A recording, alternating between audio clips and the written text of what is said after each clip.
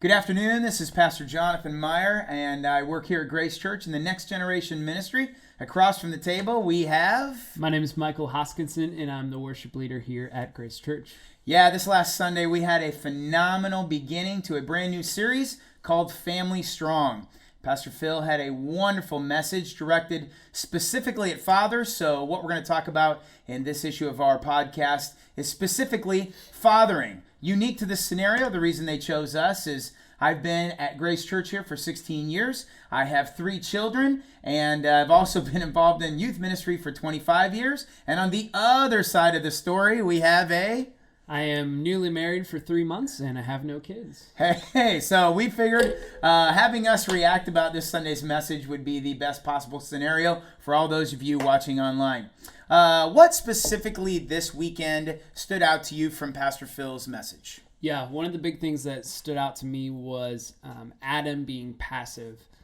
He started out his message like that, saying that the catastrophe of the ages was that Adam was passive when he should have been active. And really, that's one of the things, if you were at the men's Bible studies this past Wednesday, someone was teaching on that, how Adam was passive in his relationship, and that as men, we need not be passive, but we need to be active. Boy, passivity created all kinds of problems in the Garden of Eden, didn't it? Yeah. I can tell you as a father, passivity creates all kinds of problems in my household, and I know that someday you'll understand a little bit of what that means. Also want to give you one verse that he shared this Sunday that really stood out to me, Michael. That was 1 Corinthians 16, 13 through 14. And that verse says, "Watch, stand fast in the faith, be brave, be strong, and let all that you do be done with love." He highlighted how that word translated "be strong" was really "be men." Be bold, be courageous. And one phrase that kind of stuck out to me that really kind of pricked me in my heart was most men drift away over time. You know, as I've watched fathering, as I have been one myself, I know that there is a tendency to think that you know everything in the scriptures, that you really kind of have this idea going on what it means to be a dad. But I do not want to be one of those dads that drifts over time. When you were in college, did you have anything where they were kind of teaching you or helping you think a little bit of what manhood looked like there? Yeah, at Cedarville, I went to Cedarville University, which is in southwestern Ohio, and in our dorm, we had this thing called Man Week. And oh man, so you like tackled each other, put mattresses in the hallway and slammed people to the ground, was that, or you yelled hoorah all the time, or what? There was some of that. We had like a Olympic torch race around the lake, lit fire on torches. Amazing. That was pretty manly. How far was that? Not too far, but it was a relay race, and then there was some like tug of war between the dorms. But at the end of every night that week, they had a speaker come in and talk about manhood, and one of those spoke about manhood, and he used some similar points that Pastor Phil pointed out. He called men. He had 4 words that described men, and Pastor Phil, he used the same words here. Men are leaders, lovers, providers, and protectors. And so men, as Pastor Phil said, men are to provide leadership in their church, in their homes. Men are to be protectors.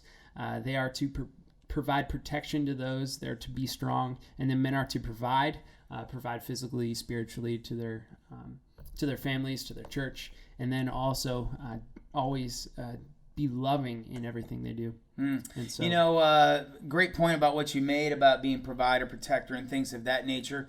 I think sometimes we forget, as being the very first generation of dads to ever have to deal with all of the amount of information that is coming at our kids on the internet and things like that, we forget that screens disciple.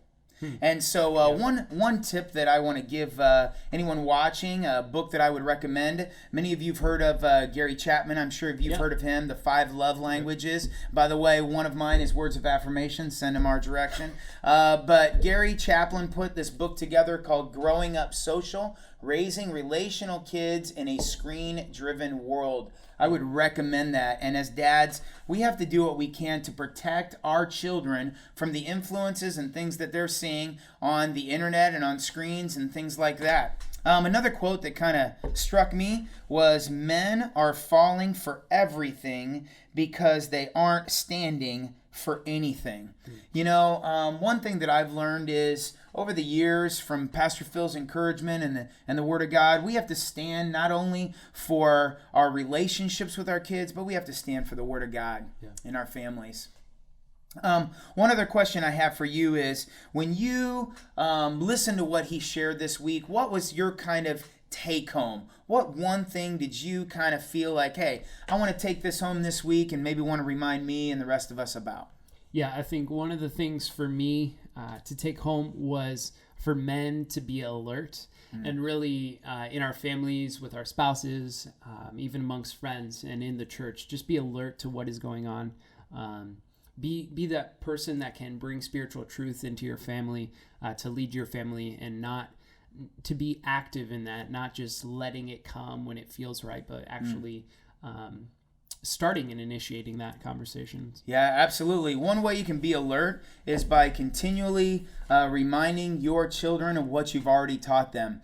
Kind of a tip I want to encourage this week. This is my journal that I started before my daughter Anna Grace was born. I've done this with all three of my children. My oldest daughter Emily just went off to Emmaus Bible College. I gave her journal on her graduation day. I plan on doing the same thing with Anna Grace. But what it is I write in this journal just thoughts as we're going along in life. Her salvation is in there. Her baptism is in there. Other key points in her life. And the reason is I want her to have my thoughts as a dad long after she's left my house. You know what I'm saying? Yeah, that's awesome. Hey, one other quick question for you. What was the name of that week that you had at Cedarville? Man Week. Man Week. Well, hey, Grace Church, I want to encourage you that this week we want to challenge you to have Man Week in your home.